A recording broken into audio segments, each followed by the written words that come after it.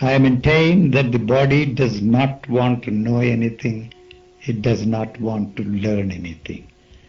So whatever you are interested in is not in helping this living organism, but trying to resolve the problems created by that mechanism that is put in there by our culture or society. The problem is to be free from the fantasy that through that you will be able to resolve this problem. All this effort on the part of us to free ourselves from the fantasy of transformation or radical transformation or something like enlightenment and all that kind of nonsense that is passed on to us from generation to generation is a monumental waste of energy. And so there is not a thing that you can do about it. Any word I use is born out of this duality. I don't mean the duality in the sense that the Atman and Brahman, God and soul and all that kind of a thing.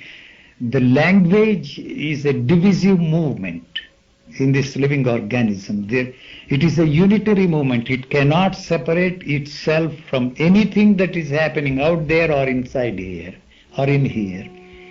And to divide the thing and say out there and in here is also a divisive movement there. Divisive movement is not part of this living organism. It is not interested in peace at all. It is a very peaceful living organism. And so the idea that you have a peaceful state of mind or a peaceful entity is the one that is disturbing the peace that is already there. So all that you are doing to create a peaceful mind or a peaceful way of living is rejected by this living organism because that is not part of this living organism.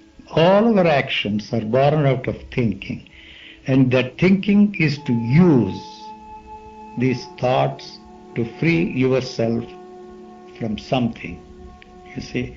So to free yourself from something will never help you to free yourself from that, because it is that movement that is disturbing the whole thing, you know.